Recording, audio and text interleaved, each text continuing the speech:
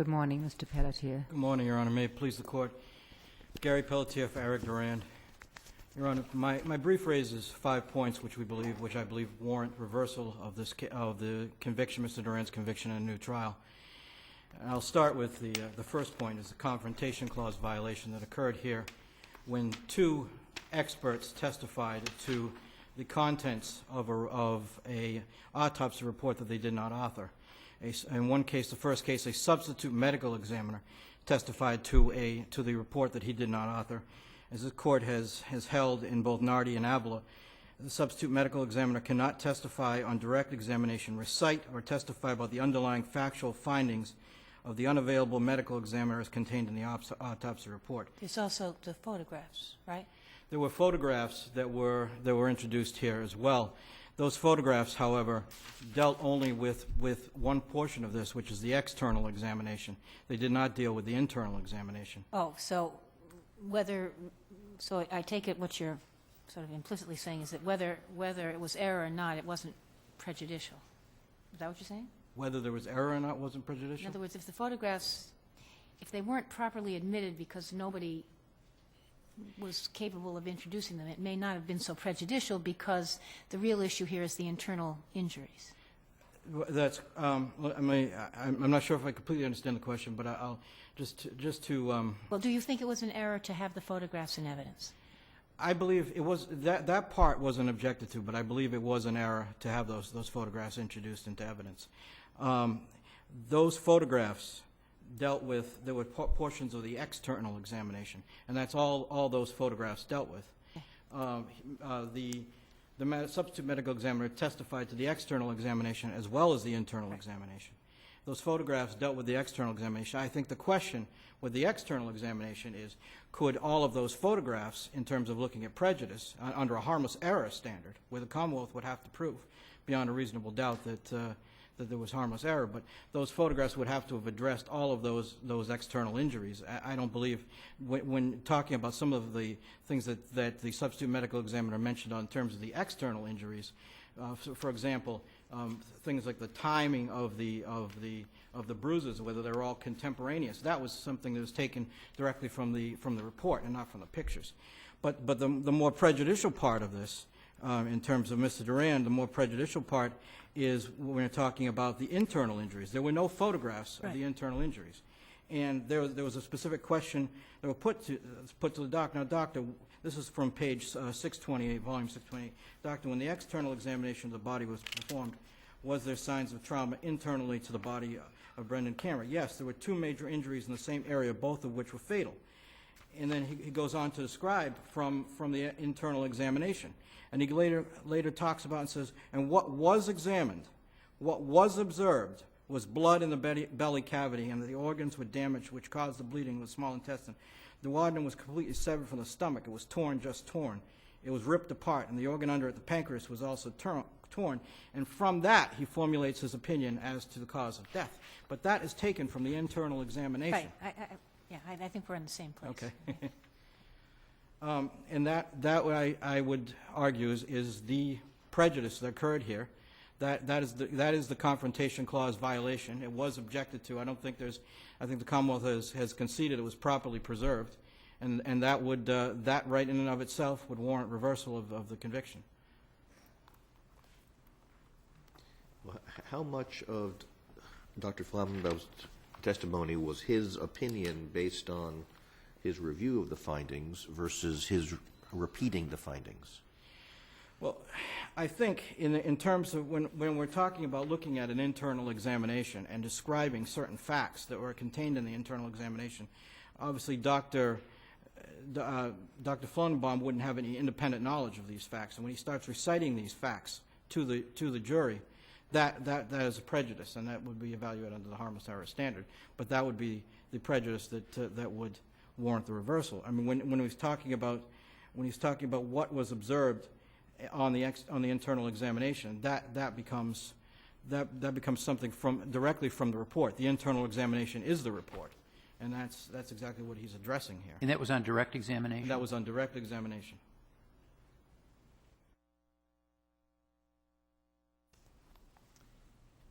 And the same with the doctor, is it Goldberg? And Dr. Goldberg as well. She also testifies to the, she mentions in her, this is volume 7, page 33, the autopsy report noted that the child had intra-abdominal injuries, or injuries inside of his belly, his abdomen. 2 organs in particular were injured. One, a solid organ, the pancreas, had a complete transection, and the small intestine from the stomach had been completely severed or ruptured, transected. So again, we're talking about her reciting the facts from the internal examination into the record. There were no pictures. We're talking about the internal examination. I will say one part about the internal examination. There was a reference in cross-examination on page 643 to a photograph that was not introduced into evidence. But I think it's very unclear as to what that photograph was. In Avila, when this court held in a footnote that if someone was testifying from properly admitted photographs that were introduced into evidence, that could be a proper independent basis. There was no photograph here. There was a question, and so the photograph, which I did not show, but the photographs of the injury itself, were not indicative of a slow process or slow tearing. We don't know anything about this photograph. The jury hasn't seen it. He hasn't seen it. It's never been properly introduced. We don't even know if it was a depiction of the internal injury. We'd be just guessing. But clearly, what he's talking about here, he's talking about when he's describing the internal examination. He's describing that from the internal examination is the report. That is. This is Dr. Flannenbaum again? This is Dr. Flannenbaum.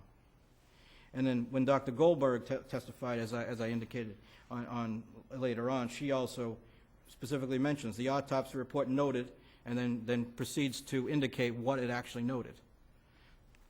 Based upon this court's jurisprudence in Avila and Nardi, that's unacceptable, and that constitutes a violation of his Confrontation Clause rights. If I can turn you to the rubber shark incident. Yes. What is the judge to have done when defense counsel makes a point on the cross-examination of Lieutenant Farrar to say that you learned nothing from that second interview, did you? When Lieutenant Farrar says, yes, I did. I learned about the rubber shark. I mean, I think the judge could give some sort of limiting instruction or do something, but Mincy versus Arizona makes very clear that you never, ever, ever open the door to the admission of an involuntary statement. That was something that's very clear in that particular case. And this wasn't a case. This wasn't a case Williams, for example, cited in the Commonwealth's brief, where the defense actually used statements to support an insanity defense and used and injected involuntary statements deliberately into the trial. This is a case where the defense raised prior to the hearing, prior to the trial, raised a suppression motion, asked the judge to exclude it. The judge found it involuntary and excluded it, and there was certainly no intention to introduce that into the trial. So here is a question where what happens when this person inadvertently opens the door, when defense counsel inadvertently opens the door, and the jurisprudence from Mincy versus Arizona is that does not happen. We do not introduce an involuntary statement into a trial, and we know that's error to do that. So then the question becomes, what standard do we apply? And do we apply a structural error standard? I would argue that we should continue to apply a structural error standard. The Commonwealth cites Fulminante in its brief. I would note that I have not found, the Commonwealth didn't cite any case, and I have not found any case where this court has applied the Fulminante standard to an involuntary statement. I would urge this court to continue to apply a structural error standard, as the court had done in Mincy. Now, is it important that the shark throwing occurred how many days before the actual death? I'm sorry, Your Honor. I'm sorry, I forget. The shark throwing occurred how many days before the actual death? Several days. But And does that matter, since he's speaking about an event which occurred several days before the incident, as opposed to describing the incident itself? Well, the problem is here we have a situation in terms of looking at this particular case. We have a situation where there were no witnesses to the event, where the defendant reports that his brother, that the brother of the child says that he fell down the stairs, and the cause of death is very much in dispute. And the question is very much a circumstantial case where the Commonwealth tries to divine that, well, because he may have been the last person seen with the child, that he would have been the logical person to have inflicted a fatal blow on the child.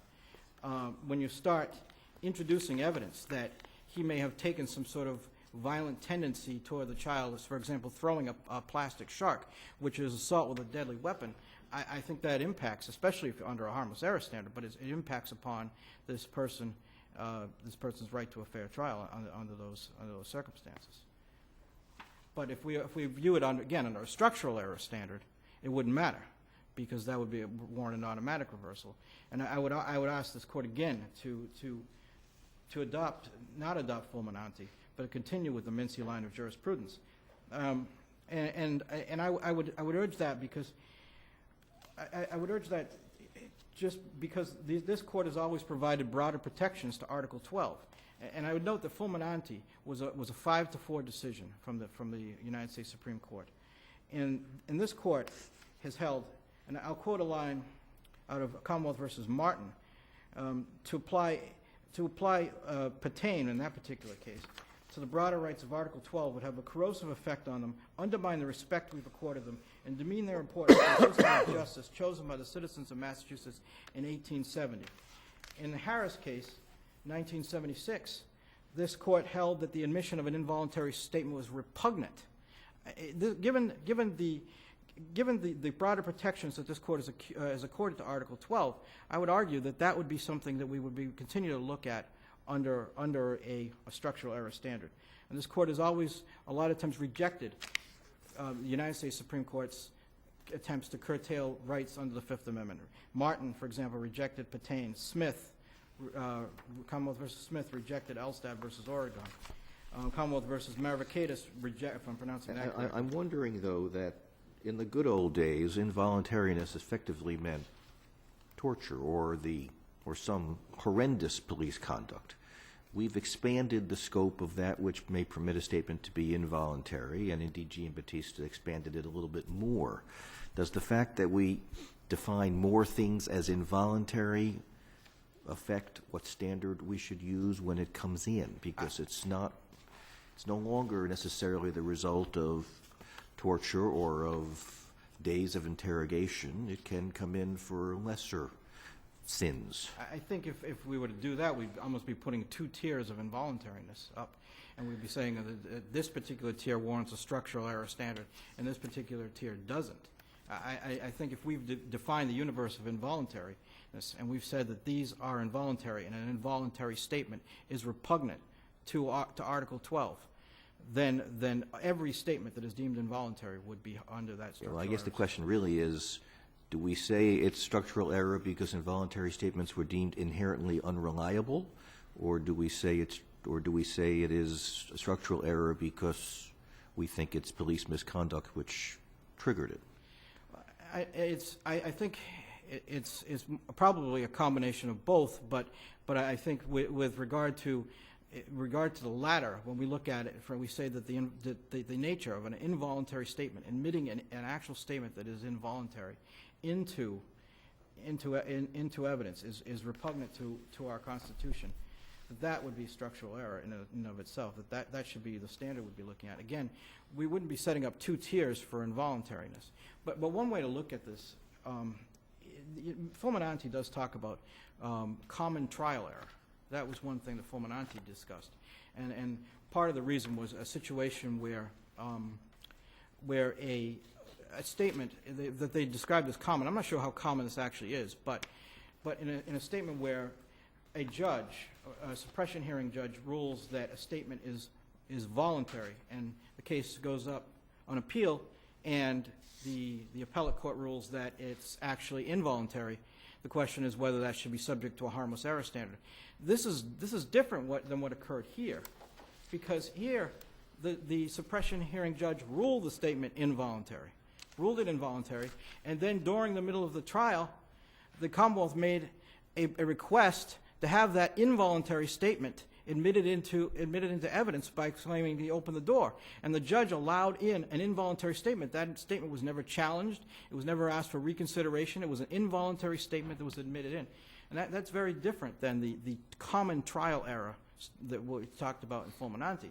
So I would argue that type of call it Mincy error, where you're opening the door, that at the very least, if you're going to talk about two tiers of involuntary statements, that type of error, where a statement is ruled involuntary and a judge erroneously allows it in opening the door, that should still be under a structural error analysis.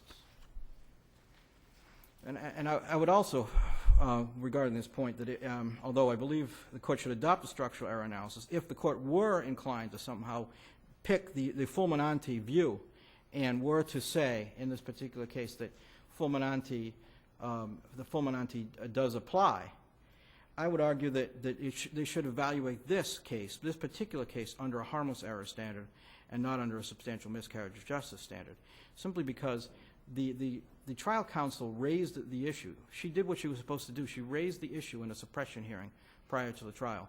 It was fully addressed. It was heard.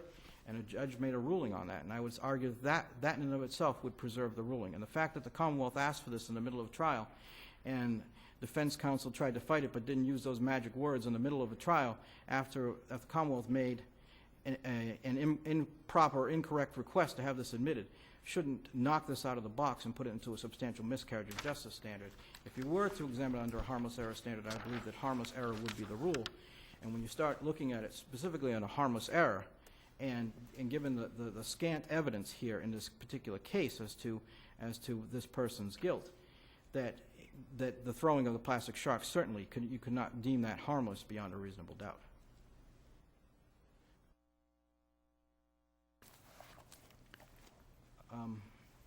I can proceed on to my third or fourth argument, depending on what the court. Let me just issue one question about the structural error.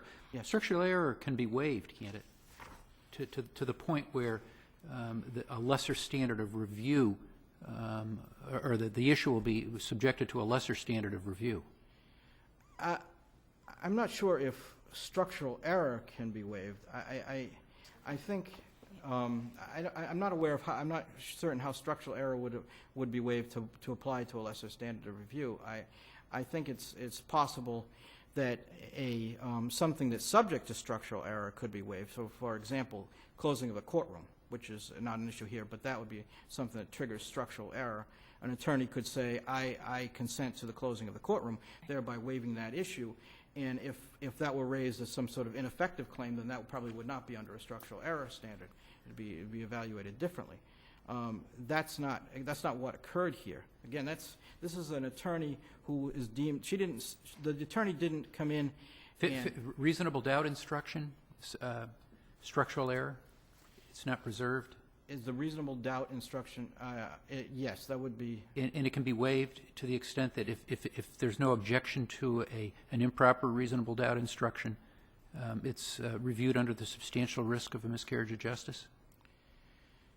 If I'm not completely sure about that. If that's the case, right. But I think under if I can't imagine that's the. I'm not. Again, I'm not familiar with that, but I can't imagine logically that would be the case, because structural error is something that really, if I would think wouldn't be waived, at least not without a knowing waiver. I can't imagine that would occur, that it would subject it to a substantial miscarriage of justice analysis. But again, this is a situation where with the person here who was arguing, when she made those statements that the judge indicated triggered the door. It wasn't a situation where the defense attorney prior to the argument had made a tactical decision to bring this evidence in. That wasn't the case at all. This was a case of where a judge had found that they inadvertently opened the door. And if that's the case, I would argue that the structural error standard should still apply here. Thank you, Mr. Pelletier. Thank you, Your Honor.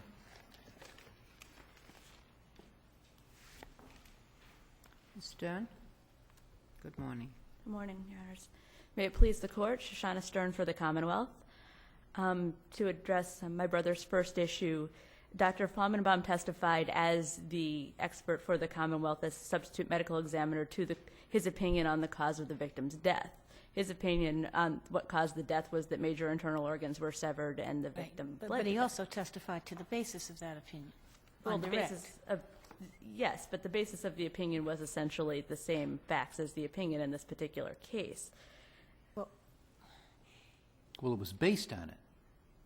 Well, yes, but I mean- there's no, I don't think that, that Mr. Pelletier is saying that he could not have given his opinion, what your opinion is to Yes. the cause of death after having reviewed all this material. Yes. And my opinion is that the cause of death is, wherever it Yes. was. But then, on direct examination, being asked the basis for his opinion and to recite the details in the autopsy report, didn't we say in Nardi that you can't do that? Well, insofar as it was directly derived from the autopsy report, yes, that would have been error. And that insofar as that happened, that was error. I would argue, first of all, that there is evidence that he, in fact, looked at photographs of the injury, too, and that in that respect, he's testifying from his own observations. Similarly, my brother made reference to the testimony about the age of the bruises. He said that was determined by the microscope slides, which he looked at, too. No, the question is yes. not whether his opinion was properly based. The Yes. question is what he told the jury. Well, I would say that insofar as he made reference to having gotten those facts from the autopsy report, No, it's the facts that he's telling the Yes. jury.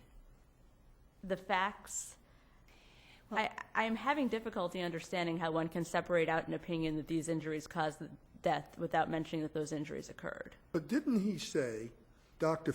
Phillips cataloged 9 injuries to the face and neck, 3 to the torso, and 9 to the extremities on external examination? Yes, he did say that. And So wasn't he then testifying about Dr. Phillips's conclusion? in that particular part of his testimony, yes, he Wasn't was. that error then? That was error, yes. So you agree with that? I agree with that. I agree that that is error. But if he testifies, just take the slides. If he testifies to what's on the slides and the slides are properly in evidence, no problem. But if the slides aren't properly in evidence, then it seems to me it is a problem. Well, it's not hearsay because if his testimony is based on what he saw. Well, if he's saying, my opinion is he died of X, Y, and Z, what's it based on? It's based on my review of the autopsy report, and it's based on my review of the slides. Fine. If he then goes on to say, what I saw on the slide was, et cetera, et cetera, et cetera, and the slide isn't in evidence, on direct examination, I think that's not Yes, admissible. It's not a confrontation clause violation, but it is testimony from fact, not in evidence. Yes, Your Honor. Yes, so that's... Yes. So that would not be subject to it would not be constitutional error, but it would be erroneous. Yes, Your Honor. But anyway, And similarly with Dr. Goldberg, I mean, it was error for her to testify as to the contents of these studies, was it not? yes, Your Honor. Same reason. For the same reason. But as I argue in my brief, had she testified properly, stripped of the improper statements, her testimony was essentially that based on her personal experience and also of the studies which she reviewed, this was an inflicted injury and it was not consistent with the fall down the stairs, which was the fact that she derived that from the particular studies was not the most powerful part of what she said. And also, at that point, any competent defense counsel would have to probe the basis for her opinion, or else let it stand on. Yes, I mean, defense counsel before Dr. Flamenbaum testified or got into the substance of his testimony objected and then said, I may get into some of this myself, but I have to make this objection. Of course, he did, but this was not the extremely, or the most probative and the parts of the medical testimony which reflected most seriously on the defendant were not the basis of the opinion. It was the opinion itself, and those opinions could and would still have been given. The fact that essentially that the victim had major internal injuries, and I don't know that that was particularly contested as the cause of death. It was more of a question of what caused those injuries. That, I mean, he had organs that were ripped apart and he bled, and also whether he plausibly could have fallen down the stairs or not, and whether his injuries were consistent with that. And all of that was appropriate subject for opinion testimony, even had the basis for that opinion not been given. Does your honors have further questions Well, about I guess the ultimate challenge here is that there was an objection, so it's a harmless beyond a reasonable doubt standard.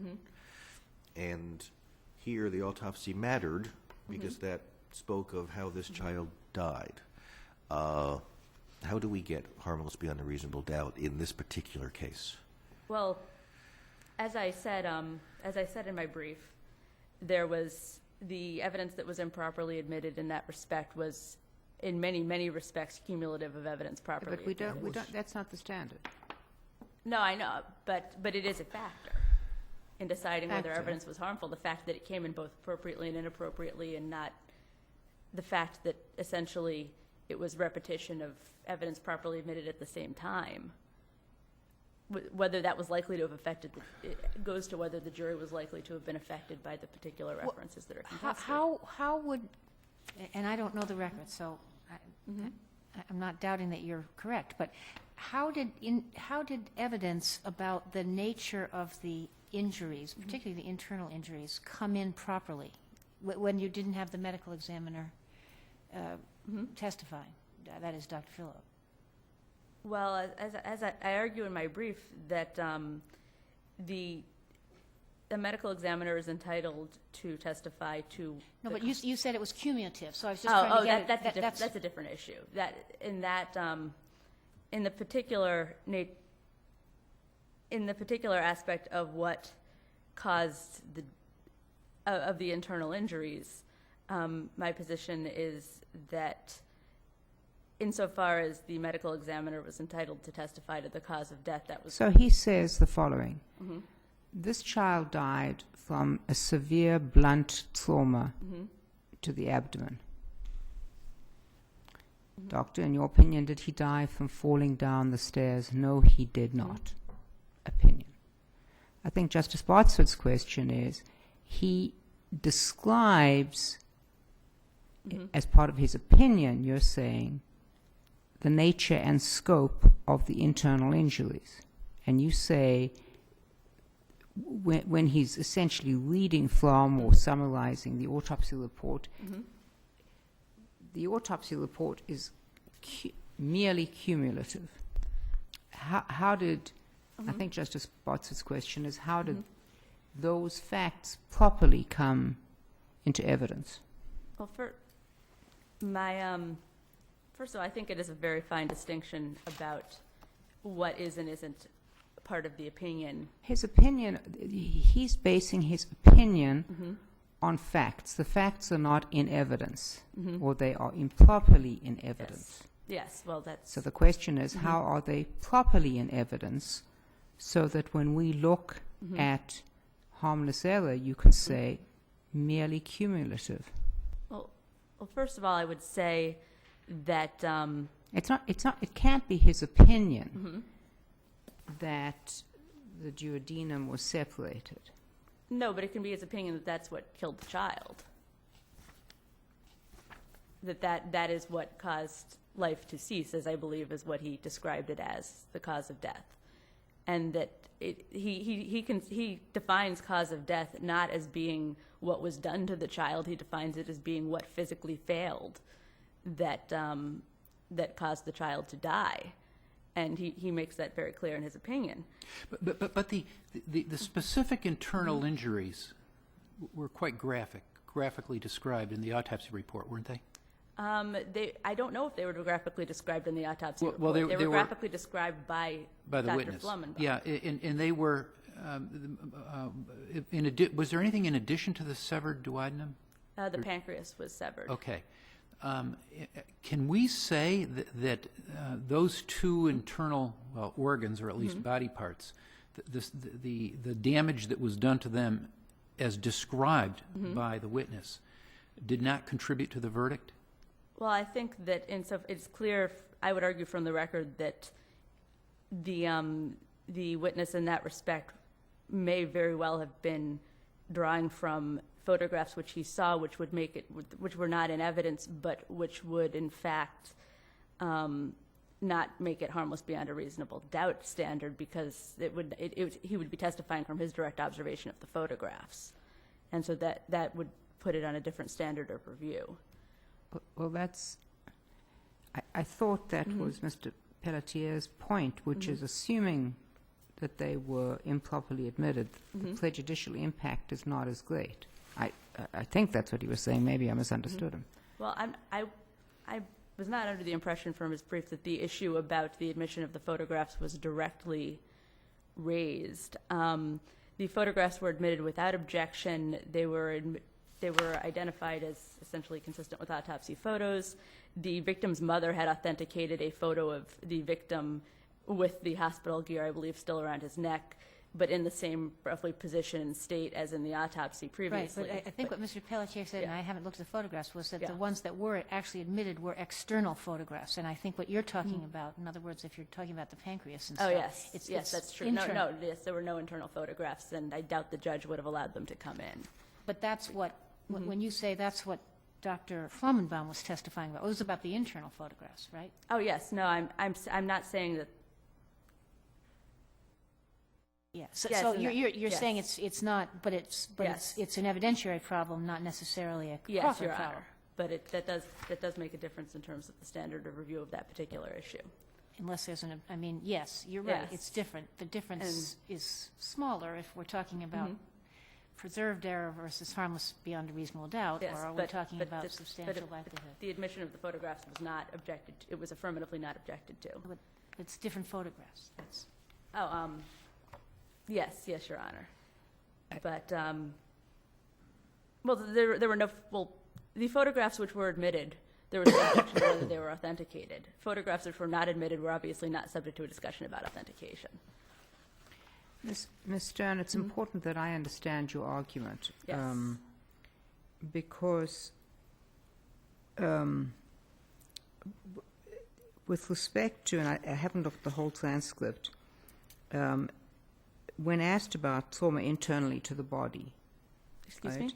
When asked about trauma internally to the body, this Yes. is asked of Dr. Flamenbaum, 2 major injuries, both of which were fatal.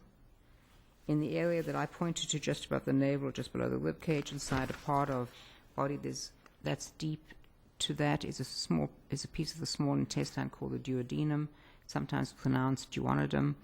It's just the first part of the small, and that what was examined, what was observed was blood in the belly cavity. The organs that were damaged, which caused the bleeding, was that small intestine. The duodenum was completely severed. It was torn, just torn. It was ripped apart, and the organ under it, the pancreas, was also torn. That caused the bleeding, and it certainly was a fatal injury, which ultimately caused his death. One very hard pressure event that essentially pulled the small intestine off the stomach and separated the pancreas. That caused bleeding, and the bleeding ultimately is what caused the death.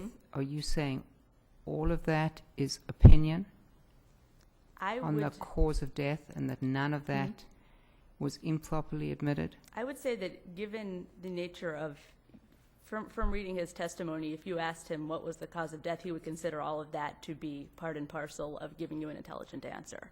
That I think, given how he describes these things, I think from a medical perspective, if you ask what caused this person's death, they would give you all that information when all of it directly caused the victim to stop breathing and die. And If I could turn to the involuntary statement with regard to the rubber shark, yes, Your Honor. what do we do with that? Well, I think that,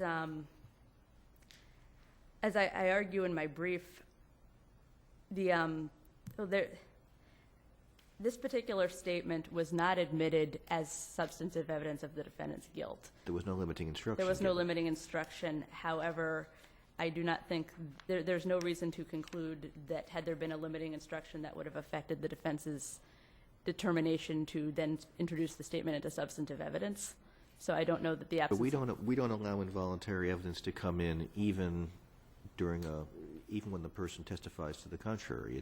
It's different from suppressed evidence. We treat it differently because, Yes. well, the question of why, but it's viewed, I guess, as so unreliable that it shouldn't come in at all. So if that is our view of it, how can the jury rely upon it? Well, in an impeachment context, the evidence is being admitted, if not for the truth of the matter, specifically at least for the fact that the defendant said something else. In this case, it was being admitted for the particular, like, as the colloquy makes clear and as the Commonwealth treated it, purely as evidence of the reasonableness of the police investigation and what they thought they knew, whether or not it happened. That they were. That's what goes on at sidebar, but for the jury who's not listening to what's going on at sidebar, isn't the jury going to understand it to mean that he agreed with the downstairs neighbor or whatever, who said that she saw him throw the shark? It confirms that he indeed did throw the shark at the child. Well, as I noted, the defense did not specifically, the officer gave an inaccurate recount of what the defendant said. The defense did not, which was generally very zealous, did not object to that, did not request any instructions, instead introduced the entire tape and made it a focus of her closing argument that the officer got this wrong. That, look, the defendant didn't say that it was a different shark, it was a different time. But that's sort of trying to deal with, I mean, you got to get to the first question, which is, should it have come in at all? Well, I cite Commonwealth versus Williams in my brief that it is possible for the defense to bring in otherwise inadmissible evidence. And it's discussed that in that case, the defense had shown, the defendant had a statement of questionable voluntariness that he'd made to police, and the defense had shown that to their expert as something to look at in testifying to the defendant's lack of criminal responsibility. And the court said that because the expert had looked at it, essentially, that even though the expert did not initially testify to it, that brought in the statement ultimately for its full probative value. In this particular case, and there's also Commonwealth versus Avila, which I cite for the medical examiner issue. It's discussed extensively that when a defendant aims a large thrust of his defense at questioning the reasonableness of the police investigation, the police and the Commonwealth have a sort of a proportionate and telescoping right to demonstrate that the investigation was reasonable, and that this is a risk that you take when you undertake that strategic choice. But I would argue that it was a strategic choice by defense counsel to go in that direction and push the envelope as far as it could be pushed, and ultimately perhaps she went a little further than she meant to in terms of keeping this out. But I think that her response to the judge when the prosecutor tried to bring this evidence in shows that she understood it. That was what she understood the issue to be about, was I did not go that far. We could have brought in other information. This isn't necessarily warranted by what I did didn't necessarily go far enough in the right direction to warrant this. But I think that in that respect, the judge's decision was in line with Avila, and that in that particular context, it was the suppression ruling about the statement did not bar it coming in for that purpose. It would obviously have been better if there had been a limiting instruction. However, I don't think there's any reason from the transcript to conclude that the presence of a limiting instruction had anything to do with the defense's damage control strategy, rather than the fact that the information came in at all. And she subsequently used it extensively. I don't believe the Commonwealth ever mentioned it again or anything else from that interview. Now, there was a separate charge here of ABDW Yes. based on that throwing. Yes. Do you contend that that stands? That would essentially depend on the standard of review applied, I would argue. It would not survive, obviously, a harmless beyond a reasonable doubt analysis for that charge. However, I would argue that the murder is, by all the evidence, a separate incident, and that would not turn on the introduction of the statement, which was not substantially, I mean, the defendant admitted voluntarily to doing a number of other things that would not have loomed particularly large in the jury's mind and had any effect on. And also the evidence that the evidence that the defendant was the person to commit the murder was not primarily, there was motive evidence, but it did not turn on that. There was a lack of opportunity for anyone else to commit it. There was a lack of accident circumstance. So whatever was going on in his mind, the circumstances are more indicative of what happened than why it would have happened.